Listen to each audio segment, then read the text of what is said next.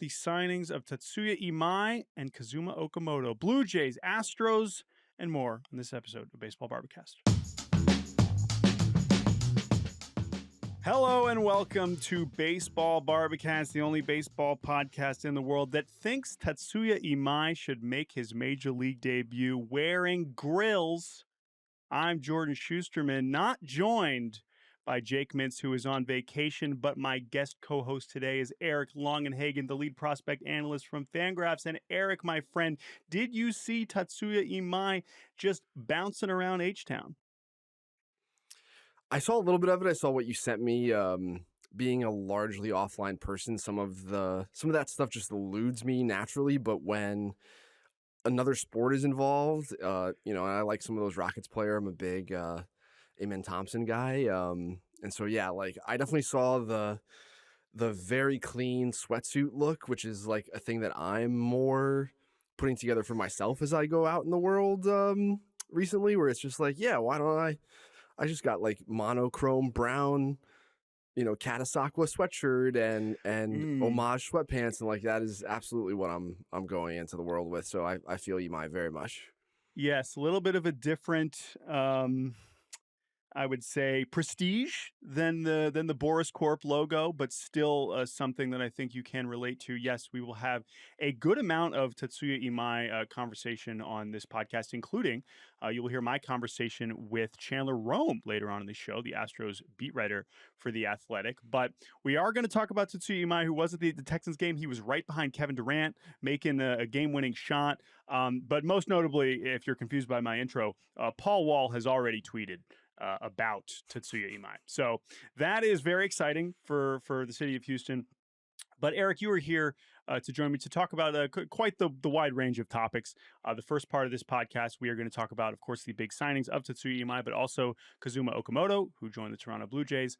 Then you'll hear my conversation with Chandler. And then later on, we are going to talk about the baseball ramifications of what is happening currently in Venezuela, which is, of course, a much heavier topic than we are normally going to tackle, but it is something that would be disingenuous to not cover as people who talk about the sport of baseball. So we will get to all that later, but let's get to our opener. We do have some signings.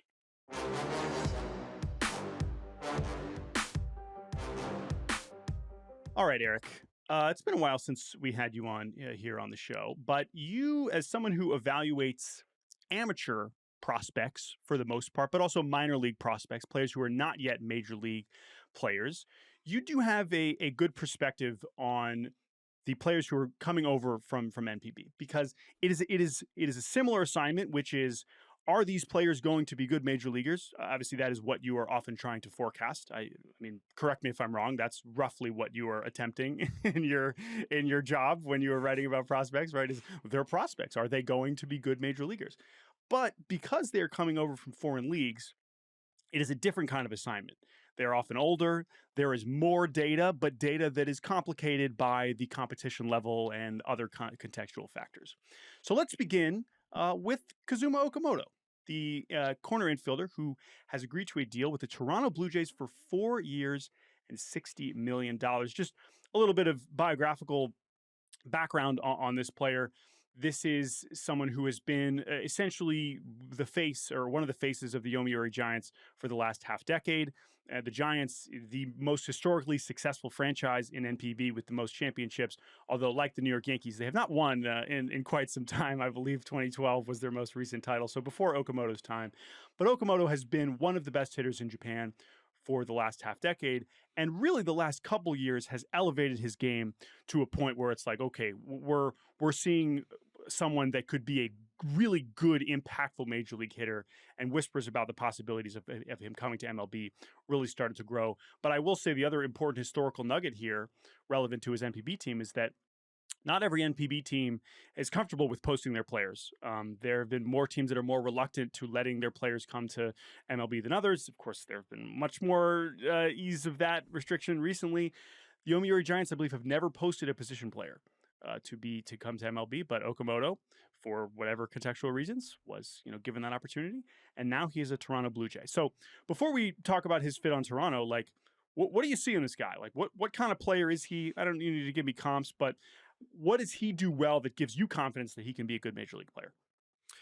Well, I mean, he hits. This is a player where the degree of confidence in the hit tool in like a binary sense was greater than certainly this off season.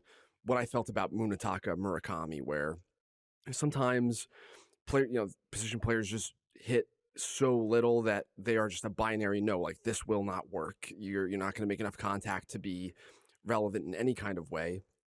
Anytime we're talking about players coming over from Japan, they're at risk of doing that. There's just not a way to replicate the MLB stuff environment anywhere else in the world, be it, in NPB, which is an excellent league, or at AAA. There's just, not as much fastball velocity there.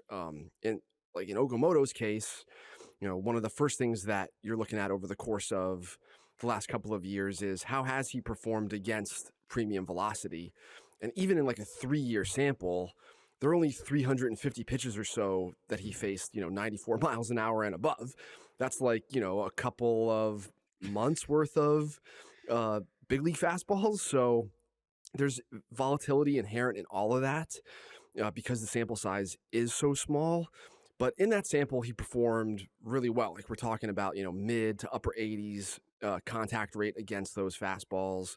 And so insofar as like you can be confident that this guy is going to hit big league pitching, and when you're diving deep and trying to ascertain whether like the specific problem that plagues guys like Yoshitomo Tsutsugo and some of the guys who have come over here even though they've had success in Japan and not really done anything, Okamoto checks that box as much as he can. So it's more a balanced skill set for this guy who I think is he's going to hit in that 5-6 hole in a good lineup, and I think that's exactly where he fits in with the Jays.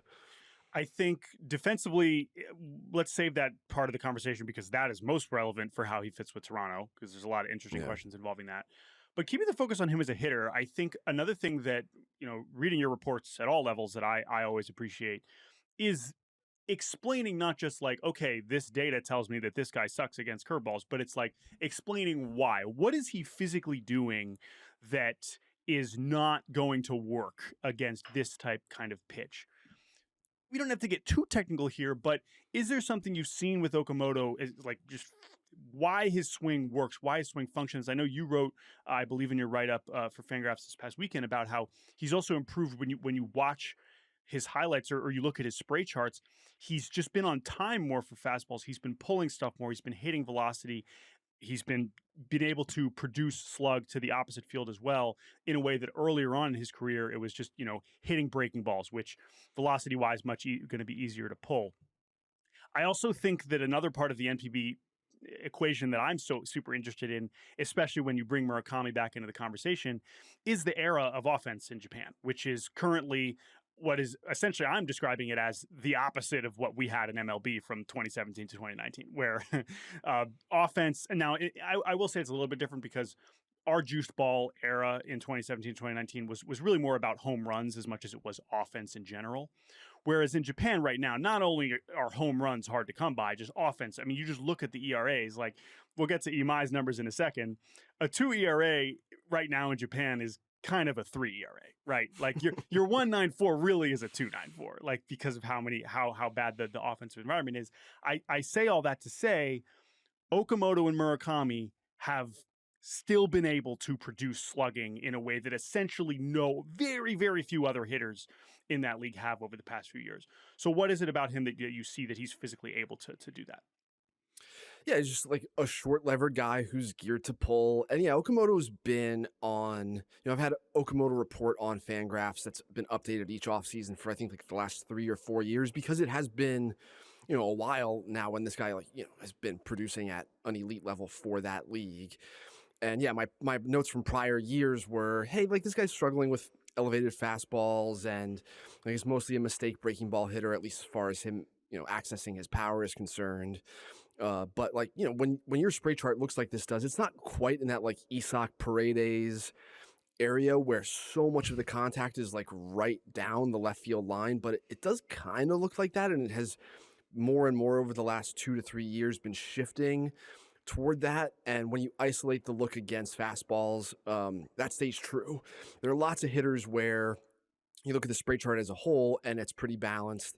And then when you isolate by pitch type, it's, you can pull breaking balls, but like really not do that against fastballs. And if we're talking about a high school hitter, if we're talking about, a college hitter or someone in the low minors for whom that's true, well, that might be like a yellow or red flag to me, because if you can't pull 90-mile-an-hour fastballs, what are you going to do when they're 94, 95?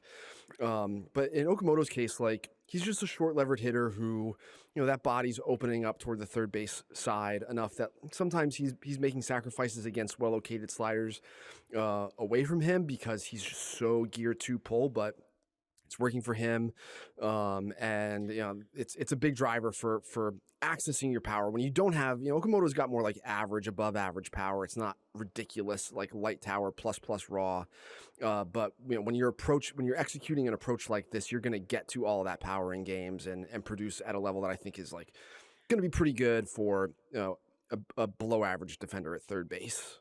Yes, and we're going to get to that here in a second, but I'm glad you mentioned that, and that's why, if you read prospect reports at FanGraphs, you see raw power and you see game power. The likelihood that players are going to be able to access that in Okamoto's case, for Murakami, that we are talking about, freak show hitting the ball as hard as almost anybody on earth, and that is why you can strike out that often and still produce, because the likelihood that when you do hit the ball, something good's going to happen is just so high, right? And that's really what we have seen with Murakami. Now, in his case, he was also drawing a lot more walks. I think with Okamoto, again, you just talk about all the splits. You may be sure against velocity, but even moving that aside because the sample's so small, you just look at the end zone contact rate. Even if you accept that the competition level is lower, it's just way more encouraging. And when you compare it to some of the other MPB hitters that have come over, whether it's a Suzuki or even an Ohtani or Yoshida, like, he's right up there. And the fact that he just posted essentially his best season of his career from a contact standpoint, even in a smaller sample size because he was hurt, I think all of that contributes to a lot of confidence. But let's talk about him as a defender, because that's really what's relevant for him on the Blue Jays roster. Obviously, this Blue Jays offseason is far from finished, as it seems that they're still heavily involved in maybe bringing back Bichette, bringing in Kyle Tucker. You see a range of defense. First of all, like Blue Jays, oh my God. I mean, let's actually pause here, right? Can we just pause and just marvel at the Toronto Blue Jays, who have now spent over $300 million this offseason? You can get rid of, the way I put it in my story, remove Dylan Cease, and they're the third highest spending team in free agency this year, right? So a lot of offseason left. There's other guys to be spent, but if we get a Kyle Tucker contract, a Bichette contract, who knows? We could be looking at $500 million spent this offseason, and that's after they just gave $500 million to Vlad Jr. So what a time to be a Blue Jays fan. Of course, there's so many interesting parts about just their status as a franchise. But when you look at this roster fit, you wrote about it a little bit. The way I described it is that, like, the versatility, but also the weaknesses of the players that are currently in-house are why Okamoto is a good fit, right? You have guys that can move around, but you also have a lot of lefties that can't hit lefties at all. And you also have some guys that, you maybe want to not be hitting at the very middle of your order, at the top of your order. I love Ernie Clement as much as the next person.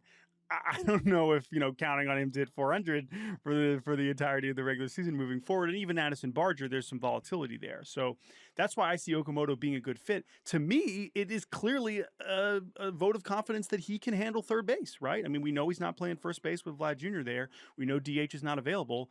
This would seem to be a pretty big saying that, you're going to be our third baseman, and we're going to live with that because we think you can really raise the floor and maybe ceiling of our offense. I think that's right. And I think some of what we know about Toronto and some of what we know about baseball in general, I mean, like the Dodgers have won consecutive World Series with Max Muncy playing third base. Mm-hmm. And there's some stuff Muncy does over there that is quite impressive. And then he's limited, his mobility and his range are limited. Some of those dribblers and on the grass that good defenders turn into outs. Like, those are singles against Max Muncy. And Okamoto's pretty similar defender, where, like, his actions in short area are impressive. Like, he goes to the ground and can spin and make some of these nice throws. But, like, he's a huskier, slower guy who's, got below average range and is limited in other ways. Toronto, look, Ernie Clement's limited in some ways. Ernie Clement can't throw really. But going to his backhand, he's not especially good. And still, it's okay. Like, he does enough other stuff. His hands are good. His range is good. Like, that on balance, it's fine. And I think that, if we've learned anything about Toronto over the last couple of years, it's that they are willing to live with Davis Schneider playing second and third base and left field, and let's move these guys around. And Addison Barger's a flawed third baseman, but he's got Bo a cannon, Bichette. so let's do it. I mean, Bo Bichette. Bo Bichette Right, so just posted a horrible, and it's also funny because you still sort by OAA and DRS, and it's like, well, they're still ranking highly, and that's because Alejandro Kirk and Dalton Varsho are like balling out and Jimenez, right? They've like surrounded their 3 Gold Glover caliber players with not that, which is a really interesting roster construction. So I think, and Okamoto's got experience in left field, and in doing the evaluation in a vacuum, I was just like, come on, like this guy's not going to do that in the big leagues, right? But now that he's in Toronto, I wouldn't rule it out necessarily that there are just some days when why not have Vladdy take a day off and DH this day and Okamoto can play first, or you want Anthony Santander to have a day off. Well, just throw Okamoto in left field one day. And like, if there's a team that's going to like this player the most, it's because they feel positive about what he can do at third base. Like part of the reason the Blue Jays maybe liked Okamoto the most enough to pay him what they did and get a deal done is because, hey, we do think he can play third base, and hey, we do think he can move around defensively. So it just stands to reason that, based on what Toronto's been like the last couple of years, that they might be the one who says, we're going to actually let this guy, flesh it out on defense a little bit more. And rather than just stand at third base every day and be a 4 there, we can actually move him around. And I think this is one of the teams more likely to actually try that. And, you mentioned Santander. I really think that the only reason this team had a chance to win the World Series was this lineup's deep. Like everyone's dangerous in a way. I really like Ernie Clement as a hitter. I just think that his bat-to-ball skills are enough that he is a threat to put the ball in play well every time he's at the dish. Doesn't matter. You execute against him. Doesn't matter. Still put the barrel there. And Okamoto, George Springer's old and Anthony Santander was hurt, and some of this stuff is definitely up in the air. I think adding this guy protects the depth piece of protects the depth piece of the lineup, rather than like adding a Kyle Tucker. Like, oh my gosh, if they were to do that. But like the depth part of it is protected now because of this guy's versatility. So if something happens to Springer, something happens to Santander, they just go belly up or whatever it is, from age or injury or whatever, this guy's versatility helps protect you against that. Yeah, well said. However, if you're a Jays fan listening to this, like you're clearly still thinking about a Bichette reunion, thinking about Tucker, how that would all work out. I think the other thing about Ernie is it's like, yes, I totally hear you, has earned the ability to like be a regular player on a good team. Is Ernie Clement at second base blocking Bo Bichette from returning? Like that feels like a bit of a stretch. If Ernie Clement's the first guy for bench, your roster's probably in pretty good shape. That's another way to look at it. But either way, it seems like Okamoto, they decided and clearly had the financial wherewithal to maybe give him the 4th year that no one else was giving him, right? Like what exactly got this deal done from that perspective? I don't think we totally know yet. I know his introductory press conference is actually today, so we'll hear from him and Boras in Toronto today. But I think that it's also really important, to your point, that they could view him as a third baseman, because that just impacts so much of what you're willing to pay for really any player, I think. And, with the exceptions, they just paid their first baseman $500 million, but that's a little bit of a different circumstance. And I think with Okamoto, it really lined up well for him to be an ideal fit there. So I'm excited about that. As for whether that contract is we're going to get back to that. Scobo coming up here in a second. But let's go to Houston. Let's talk about Tatsuya Imai. You're going to hear my conversation with Chandler Rome here in a second. So, like, his fit with Houston, a lot of Astros-related specific things. We can move to the side. Let's just talk about Imai as a pitcher. This contract, 3 years, $54 million, guaranteed, could get up to $63 million with some innings-based incentives, but opt-outs after each of the first 2 years. So if he's awesome, this is probably a 1-year deal. It seems, based on the projections, that Imai also, like Murakami, undershot the projections pretty significantly. What do you think were maybe the hesitations from teams in committing long-term to Imai, even though he is much younger than the average free agent pitcher? And then also, what are reasons to be excited? Yeah, I think if there's an aspect of the volatility inherent in the NPB pitcher is, does the chase environment in NPB mask bad command. Imai over the course of the last couple of years has improved as a strike thrower on paper.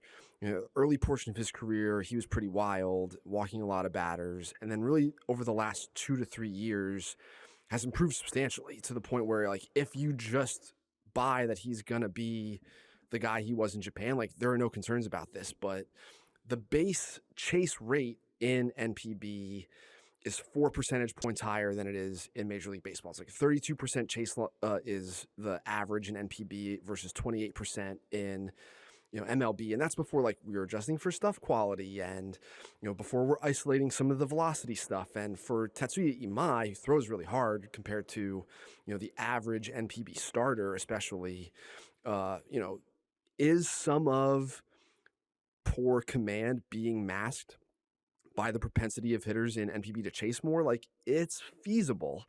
And anytime we're talking about a guy whose best pitch is a breaking ball, some of the subtle variations in the baseball itself start to come into play.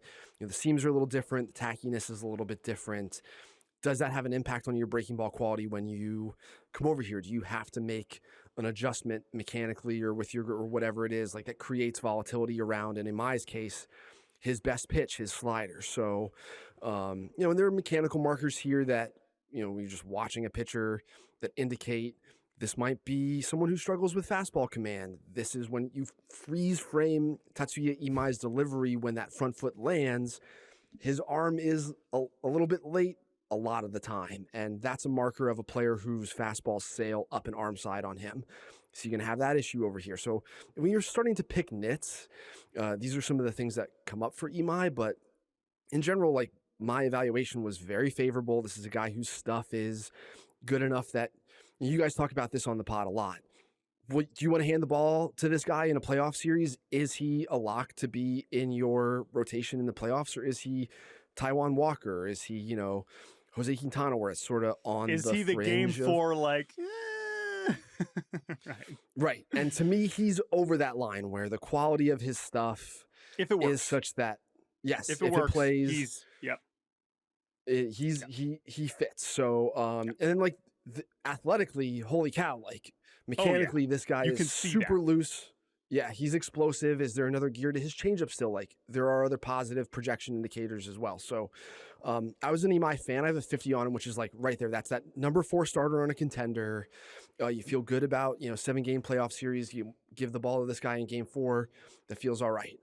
And I thought, yeah, this was way, the Murakami stuff didn't necessarily surprise me because I've been apprehensive for a little bit. And again, it's just like in a binary place where, do you think this guy's Joey Gallo now, where it's like a 65% contact rate and below? It doesn't really matter how much power he has. If he succeeds, he will be defying a lot of history. Is really just the way to look at it. And I've been the high guy Murakami, just arguing that young enough to make the adjustments, just because, like, we don't really know what he can do until he's actually tested against, and the upside is still something that is so tantalizing. But I get it. It is much more black and white of, like, this is so extreme. Whereas with Imai, as you just mentioned, a little more subtle. Some of the nuances, there's still a lot to kind of fall back on as something to feel comfortable about paying him. That said, clearly not enough for him to get a deal that would likely price him out of being an Astro, as we'll talk about with Chandler. Like, the Astros, sure, as much as they maybe wanted to make a dent and start signing Asian players and whatever, if he was getting the deal he was projected for, he wasn't going to be an Astro. They weren't giving this guy $150 million. It all worked out for that to be the case. But I think, and then also add in, by the way, we talk about the transition. The first thing ever brings up is, right, one fewer day of rest. I think that's something that clearly teams have found a way to manage, to kind of massage throughout the season, with the fact that in NPB you're really starting usually once a week as opposed to the traditional 5-man rotation that we see in MLB. But there's just so much fluidity. It's just like there's so few teams nowadays that are really, guys are actually taking the ball every 5 days. Like, that's not actually something that's happening as often as it used to. And so there's clearly some flexibility there. But I'm excited to see what he can do. And obviously Houston has a great reputation with just, like, all kinds of pitchers, guys that have huge stuff like Hunter Brown, guys that you can't believe are throwing major league games all the time like Jason Alexander, right? Like, they are finding ways for guys to get outs. They have done that as well as almost any other team in the league. I think that's another reason to round up on Imai when you look at his landing spot. Now, all that said, I think we should have a conversation about these contracts. It is time for a very important update for the Scobo.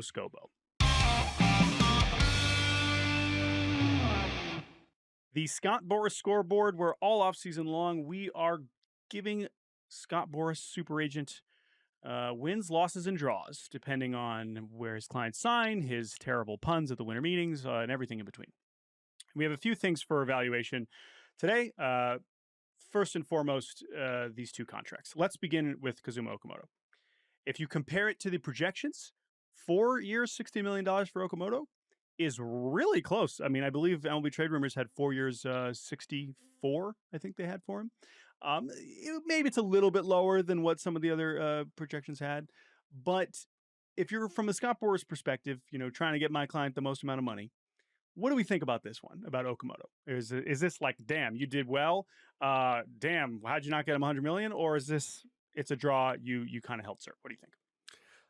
I'll give him a win for this one. I think the fact that part of the skill set required here was just getting the Giants to post a position player, like you said. I also think that some of our expectations in the public sphere, when there were only a handful of us projecting the player or projecting the contract, there's going to be volatility. There's going to be, the rate of human errors is going to be what it is. And I'm not sure that we're great at projecting the way teams factor in the posting fee into their total expenditure relative to just what the player is getting. I think that when we're talking about 15% of the total outlay for some of these players, that it's a bigger part of the team's calculus than we realize. And so I'm inclined to give Boras a win for this one because this guy's a Blue Jay and got very close to what we all expected to be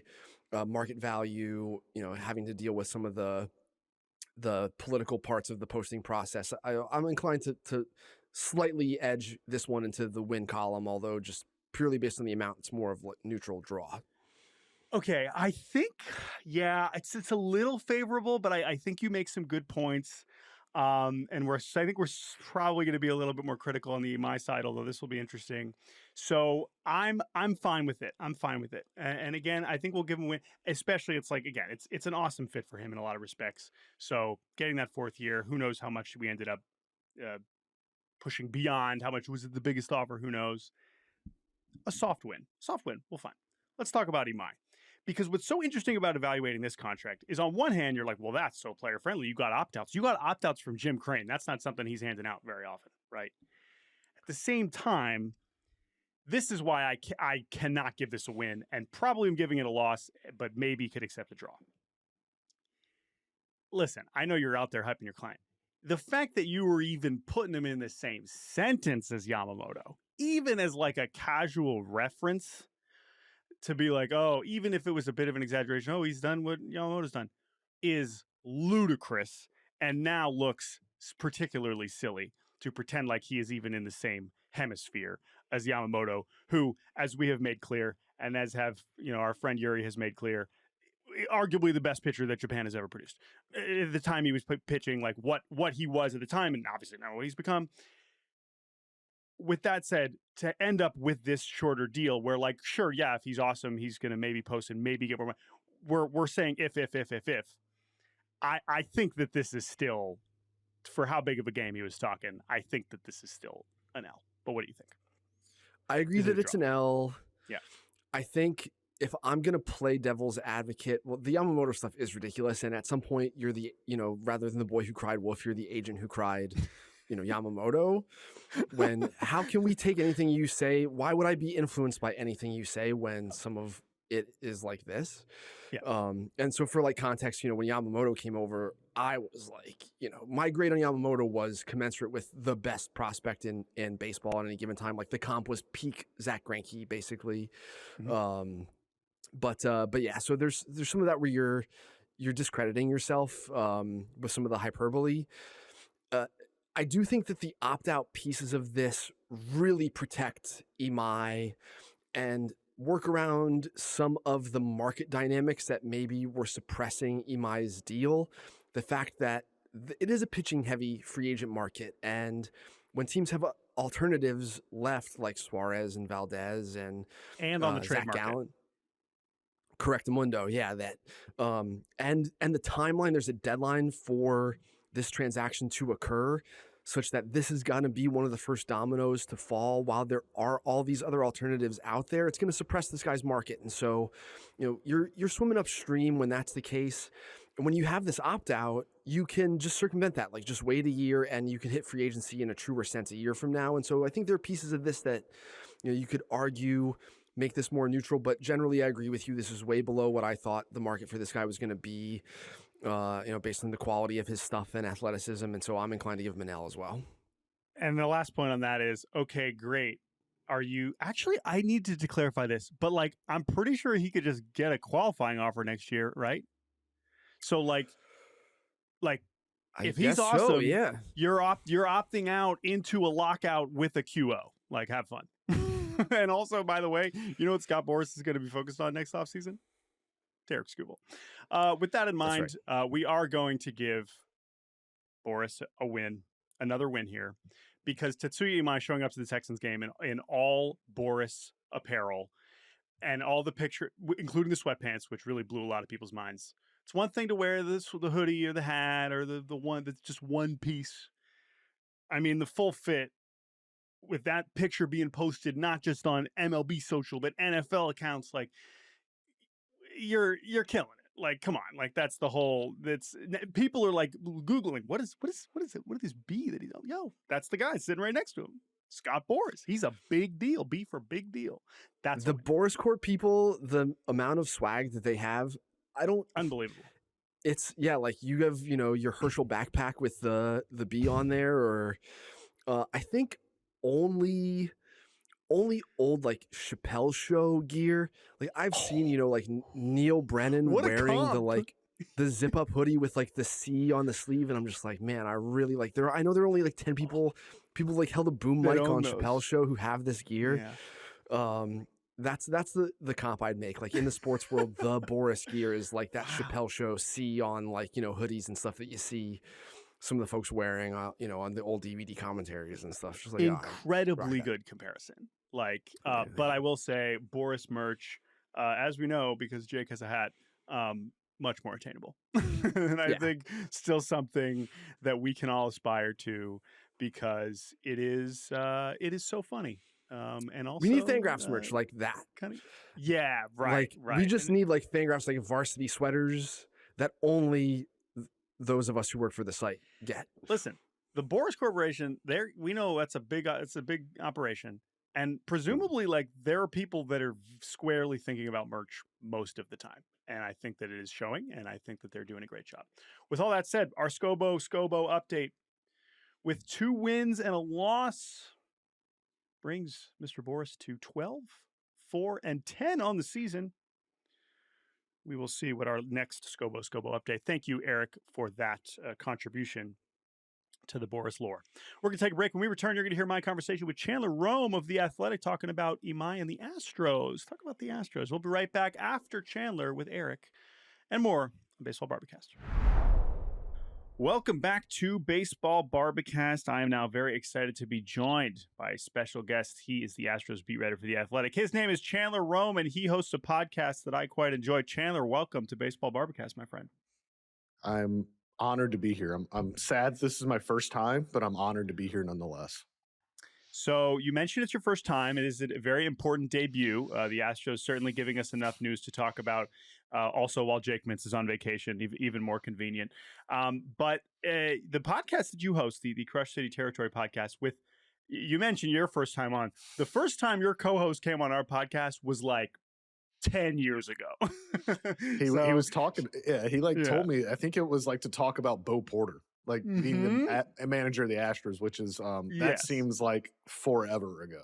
Exactly. And so shouts out to Tyler Stafford, formerly Mr. Blogwell. If you know, you know. So I've certainly enjoyed your Astros coverage for quite some time. We make that reference to Bo Porter, and obviously we're not going to talk about that era of the Astros too much on this discussion about Tatsuya Imai, the newest member of the Houston Astros. But I think that's actually weirdly a good place to start in terms of you've covered the Astros for quite some time. And it does sound like, reading your work at The Athletic and listening to your pod with Tyler, that this move like legitimately shocked you. Like this was a move for someone that does follow the team very closely, that reports on the team very closely, that's one of the best in the biz at making sure that the fans know what the team is up to.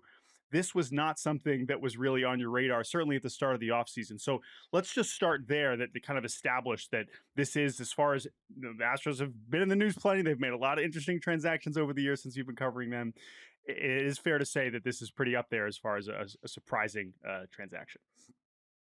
What's the Christmas vacation line? Like I wouldn't be more, if I woke up with my head sewn to the ground, I wouldn't be more surprised than I am right now. That's kind of how I felt on New Year's Day when the agreement broke. I think it was, to be honest with you, and we'll get into this more, like they've just been so irrelevant in that market for so long. Like, look, they made the requisite attempt to try to sign Shohei Ohtani. They put together a package for him. There's a former Astros employee that still proudly tells me he's got a Shohei Ohtani Astros jersey in his closet based off of the presentation that they made for Ohtani. They courted Masahiro Tanaka way back when. But again, that was before they were in this era, before they were really, really carrying high payrolls and relevant. They've just been so absent in that market that it never dawned on really anyone to link them to Tatsuya Imai. And it wasn't just maybe the local beat. Like I read a lot of national coverage. I'm sure you guys talked about it here. And the Astros were never a team that you linked to Tatsuya Imai. But, now given the benefit of hindsight and now given kind of what we know now and really what Tatsuya Imai had said in November about, he didn't necessarily want to play alongside other Japanese players. He wanted that challenge of facing all these hurdles and obstacles that foreign players will face. He wanted that challenge of confronting them alone to see if he could handle it. And then he wanted to win. I think the Astros provide all of that. They've had very little Japanese presence here. They have no other Asian players on their team. So yes, he will be very alone in confronting a lot of these hurdles head on. And then also, like, the Astros have been to the playoffs 8 of the past 9 years. They win a lot. And, if not for so many injuries last year, I think a lot of people forget they finished with the same record as the Detroit Tigers last year. And that was with Yordan Alvarez playing in 42 games. That was with them missing a ton of guys due to injury. Like, this team is still built, maybe not a super team, but they're still built to win. They're still built to make a deep American League playoff run. So you put those two factors together and it actually made a lot of sense. But yes, at the beginning when it happened, I was completely stunned. I think that there's also some context that we can get into that you've written about, and that obviously at the press conference yesterday, Jim Crane made very clear that sure, you mentioned those past attempts, but there is also some important context recently. We can talk about Yusei Kikuchi and the success that he had, how that connects to Scott Boras's maybe affinity for considering Houston as a possibility for Imai, but also that like they have just spent more energy and effort and money scouting Asia and making sure that like this is not somewhere that is being ignored from a scouting perspective. You got to start somewhere though, right? And they were, they're not the only team that has no very minimal, right? I mean, people joke it's just the Dodgers, but it really is a small collection of teams. When you look at the history of Japanese players coming over, it is really a group of, 5 to 8 teams that have made up the most of the signings, most of the major signings. Now, the Astros, in their case, were literally one of the handful that had never done it, that had actual zero straight from NPB to MLB. But the thing that I'm really interested in with this outcome, because to you, as you mentioned, there are some parts of it will be like, well, wait a minute, duh, we knew the Astros were looking for starting pitching. And if this was what it was going to cost, which was certainly part of the big surprise as well, maybe this makes more sense. And we can get to that as well. it does seem like this is also not totally an accident that this player at this time, coming over after being arguably the best pitcher in NPB this past year, statistically, or one of, that Jim Crane was interested in pursuing a player in that market. That in that sense, it's not an accident, but it also sounds like the fact that his market was maybe less than we thought for a lot of people projected, that also helped this kind of come together. Yeah, let's not get it twisted. Jim Crane yesterday at the news conference, was very bullish about they want to move fast in Asia. They want to be laser focused on that market. And he promised that they will get more players from Asia and the Pacific Rim. But two things that he said were, well, one thing that he said and one thing that we know about him are very interesting to juxtapose to that. One thing he said was like, all that renewed energy and focus, like it probably didn't help here. Like this signing Tatsuya Imai is not in and of itself a reflection of the Astros' renewed energy and focus into expanding into Asia and the Pacific Rim. That was something that they really started in earnest like this past summer. And obviously, like Tatsuya Imai was far, far known and way down the road as a really good pitcher before then. So probably their renewed focus probably didn't help this signing specifically, but one thing Jim Crane said is it will help going forward. I likened it in the story I wrote yesterday. I likened all of Monday to kind of a soft launch, right? It's a soft launch of their intentions to we're going to be more active in Asia and the Pacific Rim. Like we want to be there. Like this is us announcing to Japan and everybody over there, like we want to be in that market. We want to be a player in that space. I'm just not sure that Imai himself and the contract he got was a direct reflection of that renewed focus. It'll just be like the starting point. The other thing is that Jim can say all he wants, that he wants to devote all these resources, and I believe him wholeheartedly. Like he's one of those guys when he says something, it's going to get done. But he ain't ever, I don't ever see him budging off of his aversion to the 8, 9, 10-year deals. This is an owner that has never given a free agent deal longer than 5 years. This is an owner that has never guaranteed any player in his ownership tenure more than $151 million. Be quite frank, if Tatsuya Imai's market developed as we all presumed it would, and he would have gotten the 8 or the 7-year deal that a lot of pundits were projecting, like the Astros would not have been players for him. Like it was a perfect confluence of a market not manifesting the way that Scott Boras thought it would, that the whole industry thought it would. It was an owner that set out this offseason to let it be known that they wanted a footprint in Asia and the Pacific Rim. And it was basically they had a window. They had a posting window and the deadline was coming up. And for lack of a better phrase, it fell in their lap. It just there was a confluence of events that just kind of all fell in the Astros' lap and they couldn't pass it up. Yeah. And it's a really interesting thing because it's more than just how this market developed, right? I think I do want to bring Kikuchi back into this conversation because again, Scott Boras said his name within 3 seconds, on the podium yesterday, right? And that's another thing where it's like, how do you, okay, maybe you haven't signed anyone in the past, but how do you make an impact on players? Now, in this case, it's also funny. It's like he happened to have another Boras client who's Japanese, right? But still, like clearly that makes an impact. And if you think about the dynamics of the posting process and you think about a deadline being imposed and you think about, okay, what is going to get a deal done as a deadline is approaching? And if you're thinking about it from Scott Boras' standpoint, as that deadline is approaching and he, by the way, I didn't realize how far back that relationship goes, right? He said he'd met Imai like 5 years ago. So I don't know if he's officially represented him in that capacity, but they've been working towards this moment for a long time, right? That's why you hire Scott Boras. That's why you meet Scott Boras at any point, is you're working towards this, literally this day, this decision.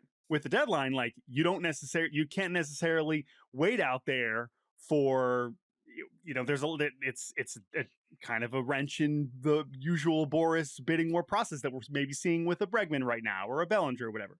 And so that's where the relationships come into play. That's where the experience of Boras with his previous clients, that's where Boras' relationship with an owner all comes into play to help make a deal like this possible. Would you say that's adding to the things that had the stars that needed to align to make this happen? Yeah, don't underestimate the the sheer value that having Kikuchi here for those 2 months in 2024 played on this. I talked about it when the agreement came into place, and then Scott basically said it on the podium on Monday. And look, let's not say that Yusei Kikuchi and Tatsuya Imai are identical, right? They throw with different hands, first of all, and then their arsenals are a little different. It's not the exact same arsenal, but just the fact of Yusei came to a place that we have talked about, does not have not a lot of Japanese people in the city, in the community. There's none in the clubhouse, and he came and had a great time, and got better. very well. He got better, and that was the big thing too. And it feels like we've skirted around this, but it's the Astros pitching infrastructure and the pitching and the way that they are able to get pitchers better. And if you're Scott Boras, what are we thinking about? Scott Boras is really thinking about?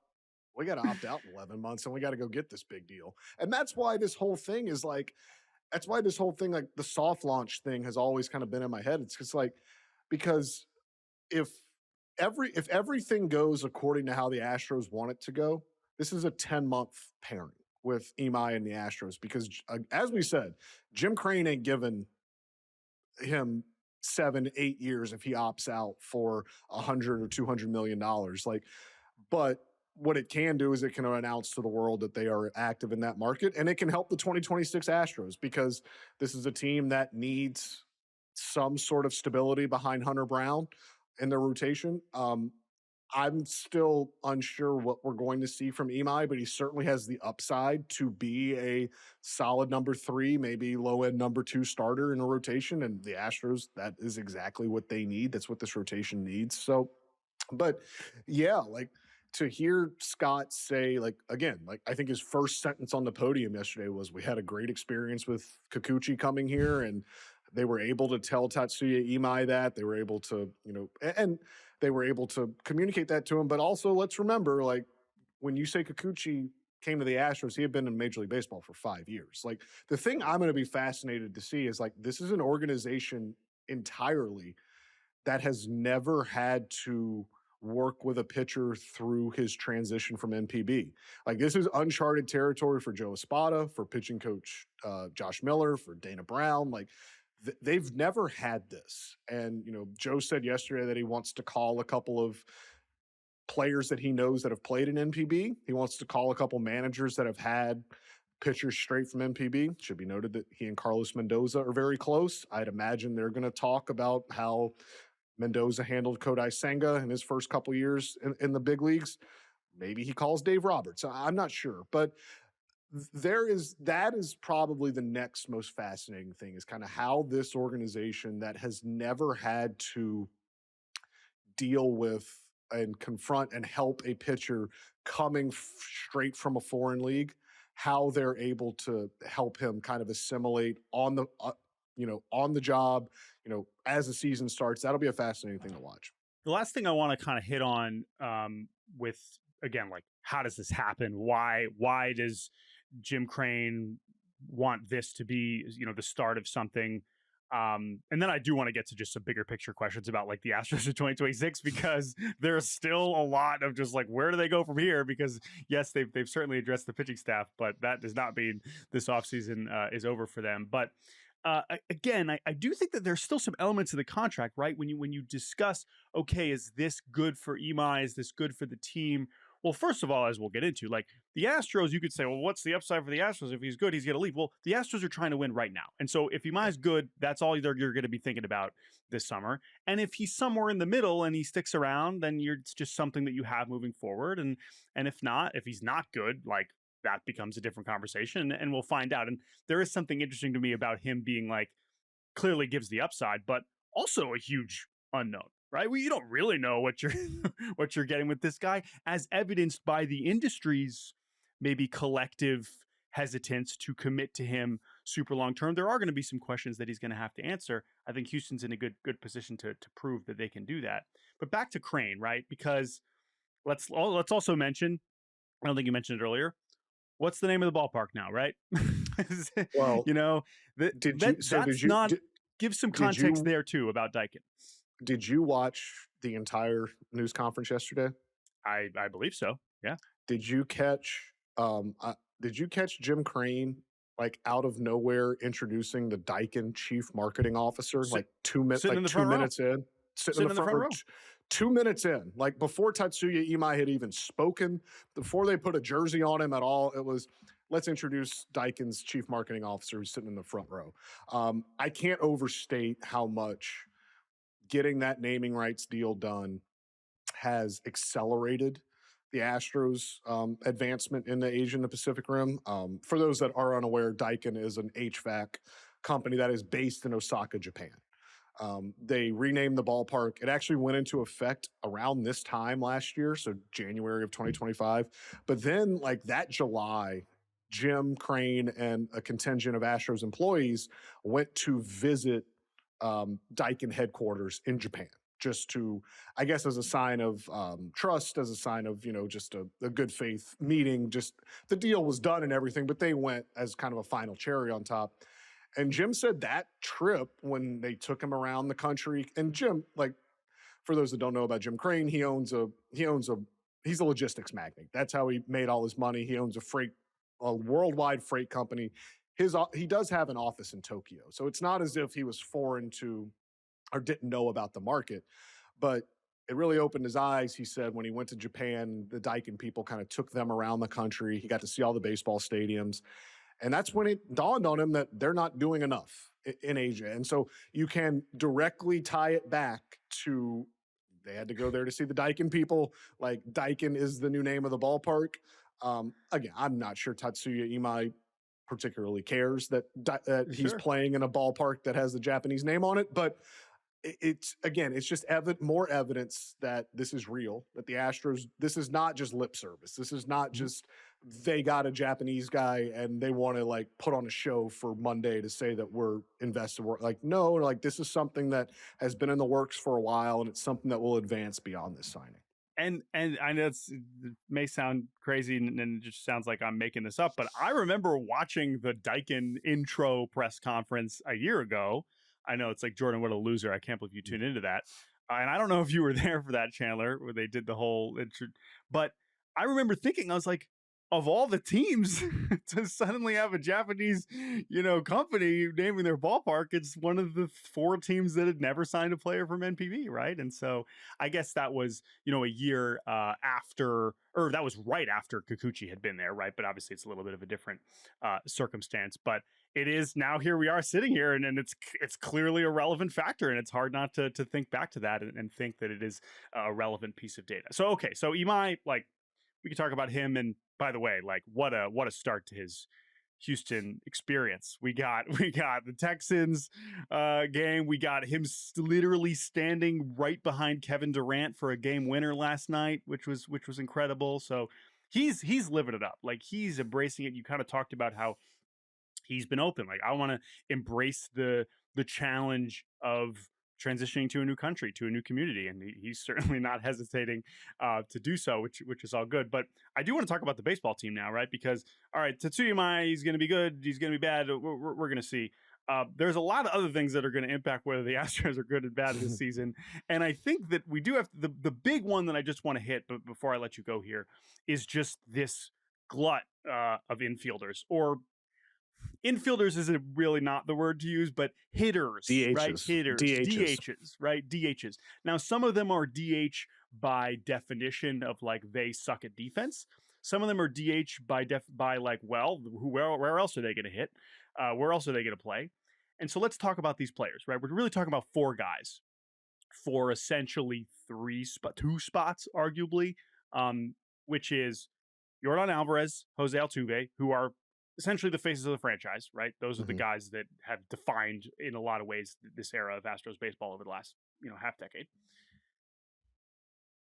Christian Walker, who entering year 2 of a free agent deal that hilariously, right after they signed an identical one with Jose Abreu, is looking eerily similar. Not that bad, but, concerning. And then Isaac Paredes, who they acquired for Kyle Tucker, and when was on the field was very good, but then also had a lot of injuries. And the timing of that injuries coinciding with Carlos Correa's inexplicable return has resulted in Isaac Paredes not having a position to play, essentially, even though he is still, by all accounts, quite a good hitter. Altuve and Jordan Alvarez are relevant because the way that the manager, Joe Espada, has spoken about them, he does not seem to really want either of them to be playing a whole lot of defense. Certainly Alvarez. Altuve, I would love some more clarification from you. So as we sit here now in early January, this is not a functional roster group. I think that is fair to say. So you don't necessarily have to predict what's going to happen, but how did we get here? And what is maybe the most likely path forward for this group? Well, we got here because Isaac Paredes basically tore his hamstring off the bone while running down the line in Seattle last July. Sustained a severe hamstring strain that at the time the Astros thought was going to keep him out for the whole season. So they needed a third baseman. Like, they went into the trade deadline last year. They were fighting with the Mariners for supremacy in the AL West. They had a playoff spot at that point secured. They needed a third baseman. The Minnesota Twins were doing what they do. And, it was a Jim Crane special at the trade deadline because as he talked about yesterday, when he talked about the luxury tax yesterday, just basically said, get me to the deadline. And then, like, you've seen what we do at the deadline. Right. I'll do something. And here we are. So they needed a third baseman. They went and got Carlos Correa to play third base. And at the time, there were people, me, questioning, like, all right, like, I get the fit in 2025. Like, it's obvious. Like, the 2025 Astros needed a third baseman. The Astros went and got the best third baseman out there available at that point to play. Who they happen to have a intimate knowledge of. Correct.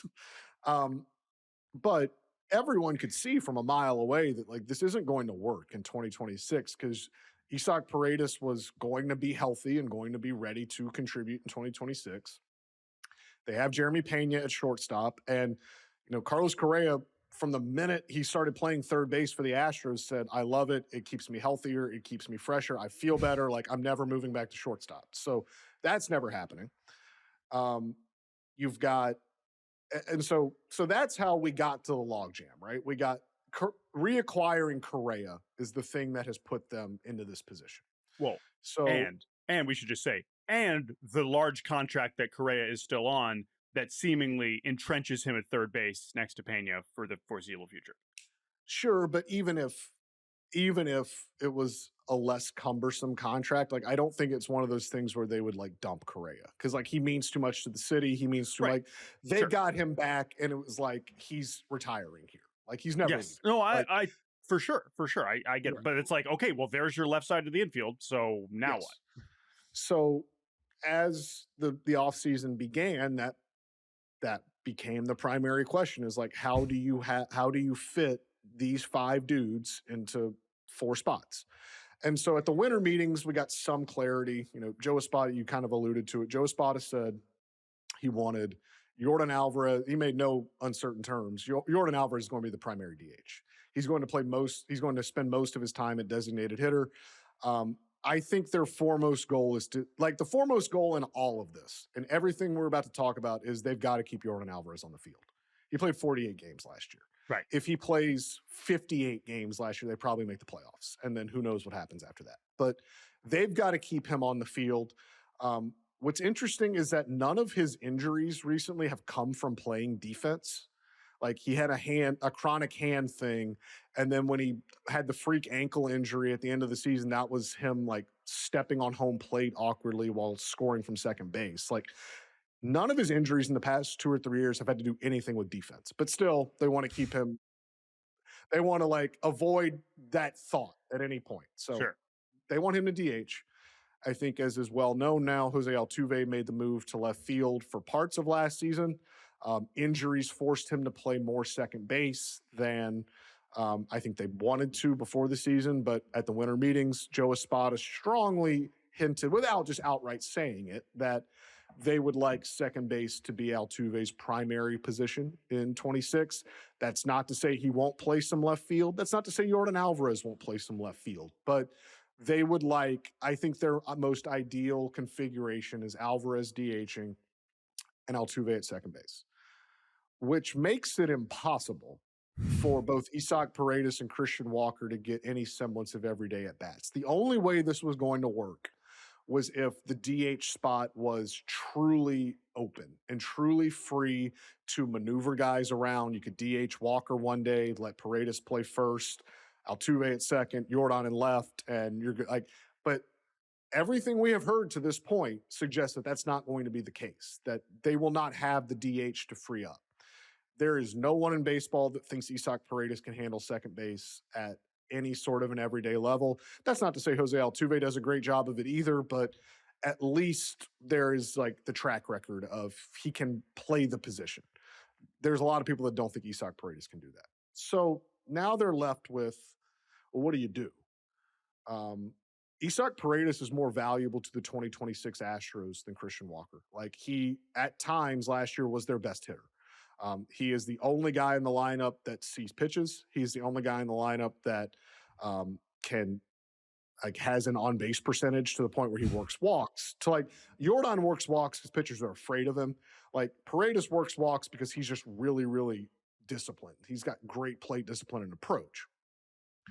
The problem is, I don't know that you're trading Christian Walker. I don't know that you're going to convince a team to take on Christian Walker with $40 million and 2 years left on it. The Astros are going to have to pay some of that down if they trade him. Christian Walker has a limited no trade clause. He can block trades to 6 teams. Not sure what those teams are.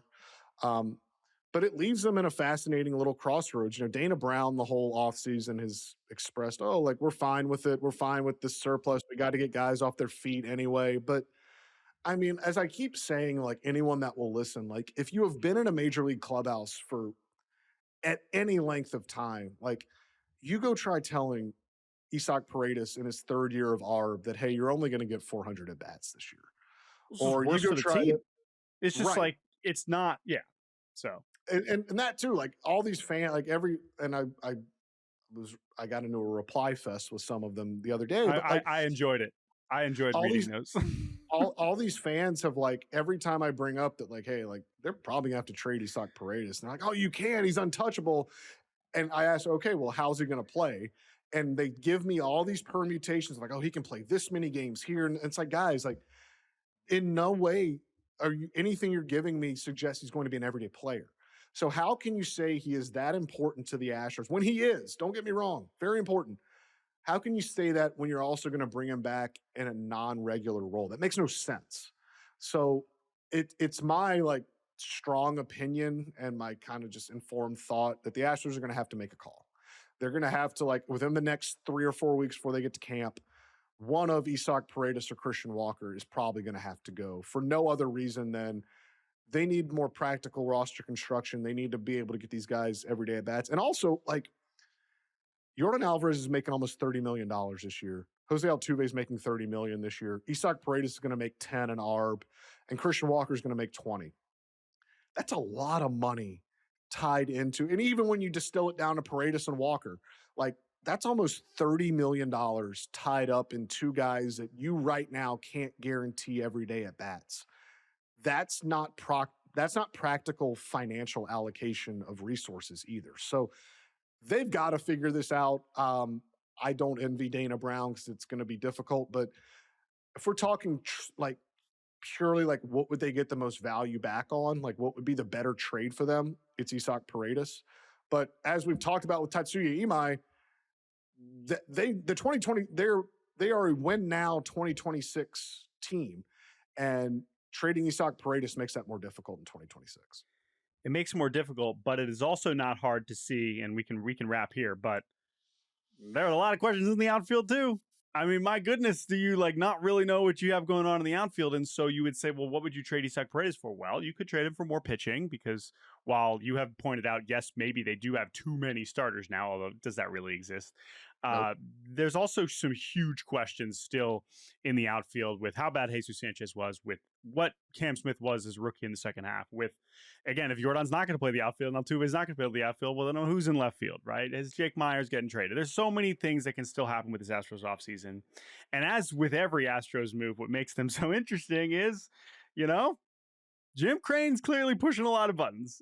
And so with respect to Dana Brown and his credentials and whatever moves he has or has not been directly involved in making, we will see how Crane plus Brown plus Espada choose to maneuver this roster moving forward. But Chandler Rome, this has been a pleasure.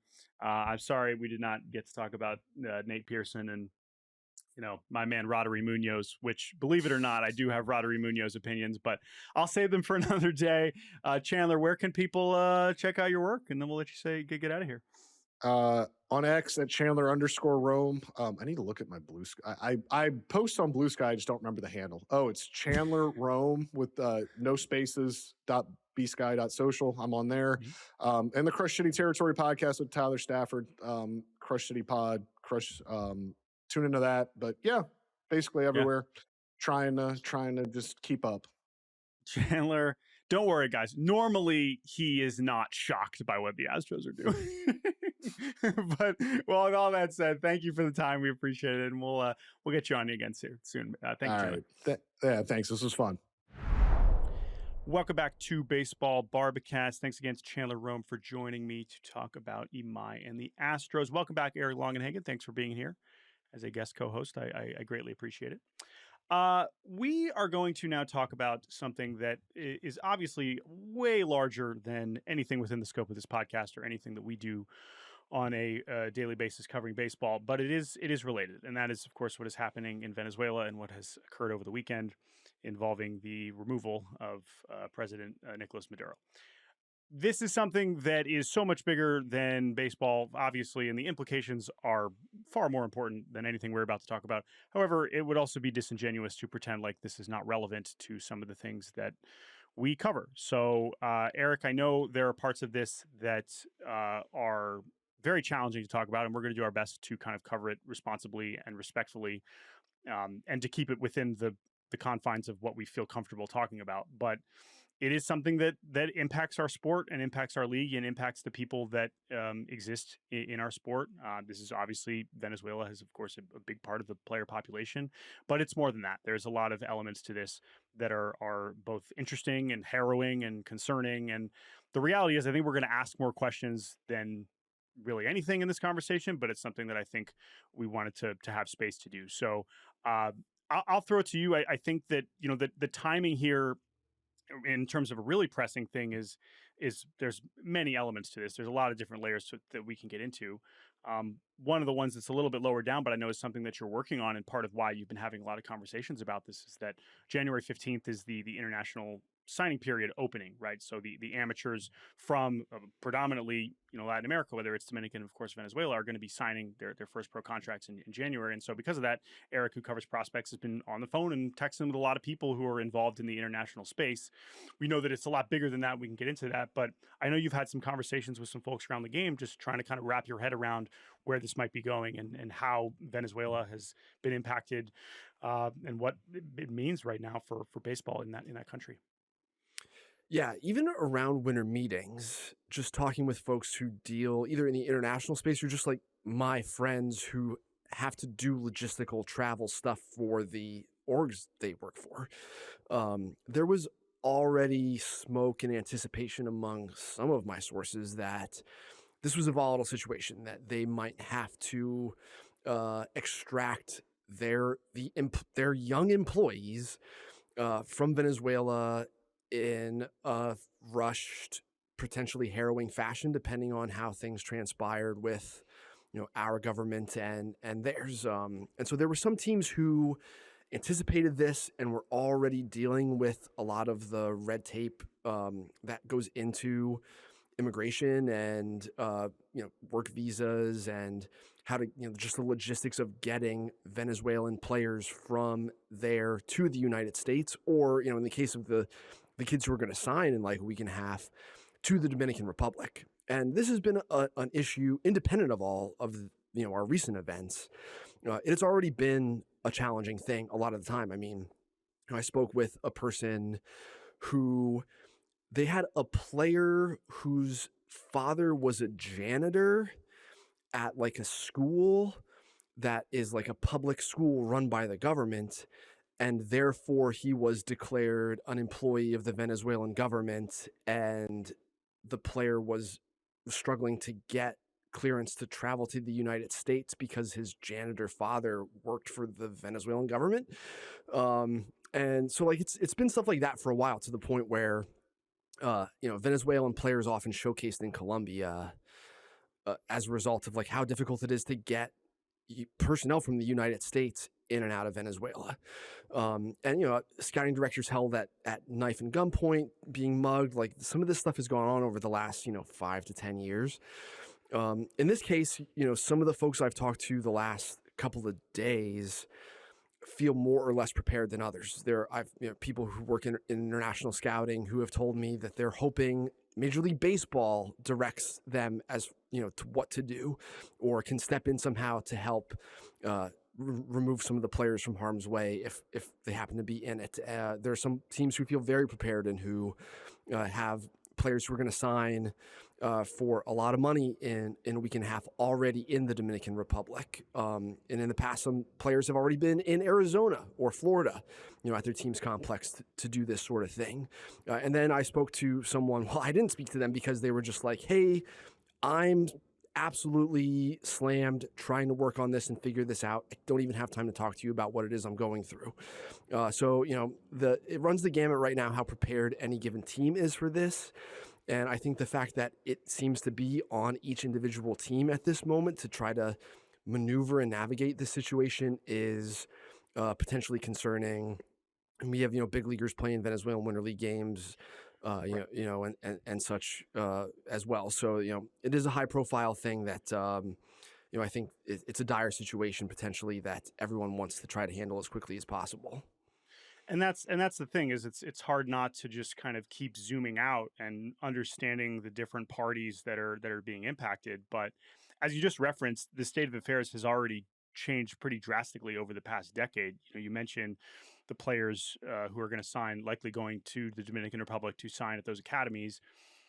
The concept of like having academies down there for these really young players to prepare to start their professional careers, every team has one of those in the Dominican Republic. That is 30 for 30 down there is certainly my understanding. 10 years ago, there was a more consistent presence across the league in Venezuela. There used to be, in the way that there is now only a Dominican summer league of these players that play before they come stateside, there used to be a Venezuelan summer league. That has not existed since 2015.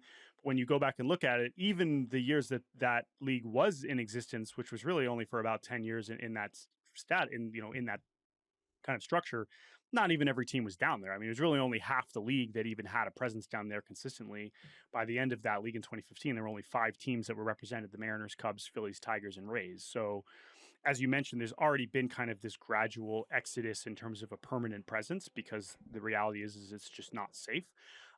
But that hasn't stopped a lot of really promising and important Venezuelan players from signing, making it to the big leagues, becoming superstars, becoming faces of our sport, whether that's an Altuve, whether that's an Acuna, whether that's the Contreras brothers. Like, these are players that are really important and really relevant for a lot of reasons, not to mention, the Miguel Cabreras of the world, right? Like, this is such an important country and place in baseball history, including the current moment. And so you mentioned the Venezuelan Winter League. That's a league that is, of course, going on in Venezuela right now. They paused the games for a few days because of what's going on. They are expected to resume play tomorrow, I believe, on Wednesday, which is, I know, may be difficult for some people to fathom. But you can also understand that in some respects, they're trying to keep things going along as normal as much as they can. There's also some interesting what ifs involving the teams that are still playing, because they are in the round robin playoff round of that league, and the teams that are based in Caracas, which is currently the place that is considered the most dangerous and is really for those on a day-to-day basis right now. Those teams based in Caracas just happened to be eliminated before this round robin started. So how likely would it have been if they were able to resume this league? At the same time, it's already had ramifications. Normally when the Winter League concludes, there's a Caribbean series where the champions of all of the winter leagues in Dominican and Venezuela and Mexico, they come together for a tournament, and they play in the beginning of February. That tournament was supposed to be in Venezuela this year. And the other nations were like, we're not doing that. We're not participating. And so they moved it around, and now it's going to take place in Mexico. But my understanding is that the Venezuelan league has decided, like, we're not sending anybody. Like, you can't go to this other league that took the tournament out of our country. So there's so many competing, complicated, challenging, dangerous factors involved. And then, of course, there's the WBC, right? Which is, of course, something that we're thinking about. I think that's a slightly different conversation because of the stakeholders involved. But the reality is we're talking about the safety of players that are, I mean, people, of course, first and foremost. As we just said, all of this is way bigger than baseball, but within the scope of this podcast and just covering the sport, this is a very relevant thing that is unfortunately not going to necessarily change. I mean, we know it's going to change in some respect, but this is about as fluid as it gets. And even if we were geopolitical experts, I'm not really sure we'd be able to speak in any sort of definitive terms, because it is just such a scary and hour-to-hour situation. Yeah, it's one of those things that I've been, it'll be 10 years for me at FanGraphs in June, and you just never know what kind of strange happenings across the globe are going to force you to learn and adjust and sort of rise to the occasion when it comes to like covering and talking about some of this stuff. Just, the hubris of our comfort a lot of the time, even as, different things have impacted. If you cover, I don't know, hockey, well, stuff with Russia and Ukraine has probably impacted the way you talk about, world junior championships or whatever it is. And now here it is, coming for baseball. And I just, can't imagine, first and foremost, like what the dynamic of Venezuelan players in a locker room who do or don't disagree with, what's it like. It's just such a complex thing that we're all about to, I think, navigate. And as always, I would just encourage people to listen to folks that understand this more than you maybe think you do or want to. And there's a lot of loud people right now online in a lot of spaces. So again, we're gonna do our best. Obviously, it's not a fun topic, but it's important, and we will cover it in the way that it's relevant to our sport, because it undeniably is right now. So thank you, Eric, for helping give some perspective and insight on that. And obviously, we welcome any perspective. We're always trying to cover these things as responsibly and respectfully as we can. With all that said, there was one other topic that I did want to hit with you, Eric, that's more up your alley, and I think a little bit more fun to talk about, although it is a little bit more in the disappointing realm. And it's just prospects are doing your job is hard, right? Not just when you're forced to talk about politics, but when you're trying to say, hey, this baseball player is going to be good. I'm going to write a list, and I'm going to say these players, this is the order of them and how good they are. Yeah, I that's what I do, and I'm going to be so right and so wrong all the time when you're putting out as much work as you are, Eric. And I use that as a preamble to say that Jared Kelenic has signed a minor league deal with the Chicago White Sox. And with that as my opening statement and transaction that we are going to finish this podcast on, I just thought that this would be an interesting lens for you to kind of talk about the process. And you could talk about Kelenic specifically, but his trajectory as this is one of the guys, like he will change a franchise, he is all these things, to now where he is, coming off a season where he had like a 500 OPS in AAA, is I imagine a trajectory among many that forces you to just constantly try and be better, but also throw your hands up and say this is hard. So when I say Jared Kelenic signed a minor league deal with the White Sox, what comes to mind? Well, yeah, you do. It's you got to strike a balance, right? Because there's not really any accountability for me or people who do what I do for a living, like the half dozen of us or so who are tasked with like doing what I do with the scope at which I do it. And there are just challenges inherent in it. Like, I'm a person who can be dumb and wrong, and Jared Kelenic's a person who can be dumb and flawed and lift too many weights in the way he did and lose some of the baseball-y athleticism that he had as a 19-year-old. Or maybe the coaches who have, touched and tried to develop him, they're flawed people who make mistakes too, and on and on and on, right? And so there's just some, human error is just a part of this process, a part of my process inherently. And it's thousands of times every calendar year, right, with each individual player. And so you have to forgive yourself for being overzealous about Christian Pache and, Jared Kelenic and Yadier Alvarez, and being too light on Matt Olson, who wasn't on a single publication's top 100 prospect lists his final year in the minor leagues, and Matt Chapman, who was more like towards the back of mine, rather than stuffed in the top 10 like he should have been in a perfect world projection. And so it feels bad. I mean, you try to try to ascertain what it is about Jared Kelenic that has made him mediocre to bad during the arc of his career as a big leaguer. Kelenic was known as a good high school prospect from an early age, in part because he was older than most of the rest of the kids in his high school graduating classes. So that brings me to thing number one is, hey, remember most of these guys who are 19 on draft day don't really pan out. There are exceptions for sure, but generally when you are more physically mature than your peers in high school and are dominating them in part for that reason, they are going to catch up to you. We should look at your data with a grain of salt. We should look at your performance with a grain of salt when you are a full year older than some of these other guys, sometimes a year and a half, 2 years older than the ones who are on the younger end of the spectrum, the 17-year-olds graduating high school that year. And that's a real relevant data point that should contextualize our thoughts on that player. Physical maturity, a year's worth of physical development and skill development when you're in high school is a big, big deal.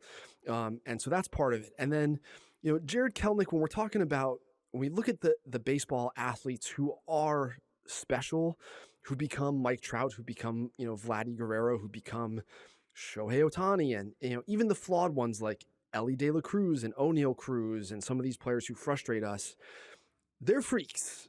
They're like Aaron Judge was striking out a lot in Fresno.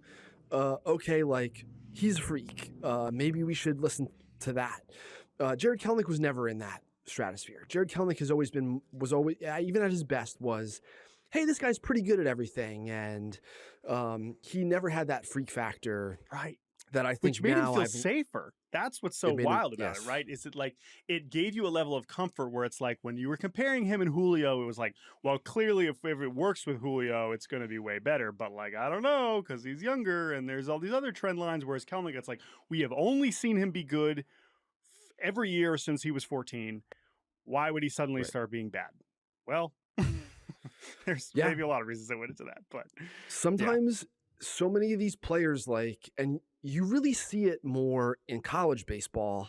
Yep. The arc of the athleticism of some of these players peaks at age 20, 21, and then starts really to early. To dip. And when you sign out of high school, that arc can occur when you're in professional baseball rather than when you're at Auburn or Clemson, So there's so many. Think about like Tommy White. Think about Caden Grice. Think about some of these players who have stellar freshman years, and then by the time they're juniors, we're just like, hey, this is kind of the same deal? Or maybe even worse, because that's just how some of these athletes trend. You peak at some of us, myself included, peak as athletes when we're 2021, when I can run a 5K in 22 minutes or whatever it is, and maybe it was even better than that, but I was punished for it. But it's just not. And then guys like Ellie and Shohei and Judge, their athletic longevity is just at a different level, and they continue to refine their skills as they enter their mid to late 20s, and this is what we get. Yeah. And maybe there is a more positive chapter here where Kelenic can rebound, right? I mean, boy, did Joe Adell get a lot of chances before he finally figured something out. Still at a 290 on base, but 37 homers is freak factor though.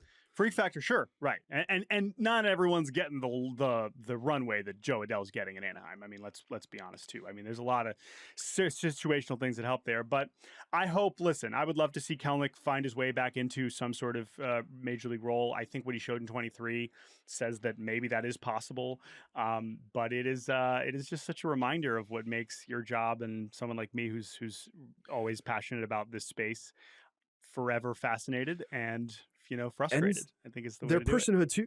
Like if we're comparing and contrasting those two guys, especially Kelenic, when Kelenic would fail there, and this is, totally feel free to call BS on any of this. This is absolutely in, subjective psychoanalyzing, like way different than looking at I think everyone was performance. seeing this, so it's okay. Yeah.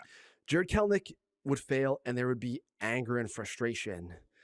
Joe Adele seems more like an introspective, thoughtful, like not necessarily like sunny, happy, but definitely the way failure washed over Joe Adele was much different than Jared Kelenic. The way Adele has talked about his own, even some of the meta stuff, related to the way we as an industry wrote about Joe Adele.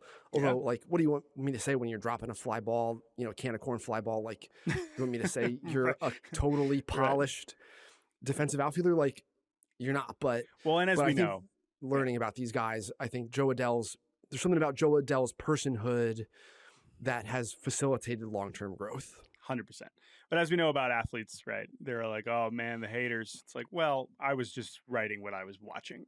Like, you were bad and now you're good. That's awesome. That's great. We would love for all these guys. Sorry, we're just saying what we're seeing, and maybe you'll overcome it, maybe you won't. That's the nature of the beast. All right, Eric, we've gone long enough. This was a treat. Thank you so much for joining me on this episode of Baseball Barbacast. I hope you had a reasonably good time. I did, buddy. I love you guys so much, and think so highly of the operation that you guys have here at Yahoo. You and Jake, and obviously like the whole crew. So thank you so much for having me. Hope we get to do it again when some of the data and video sharing stuff becomes a little clearer. It was one of the topics that we wanted to hit on today that we just didn't have time, but maybe in future weeks and months.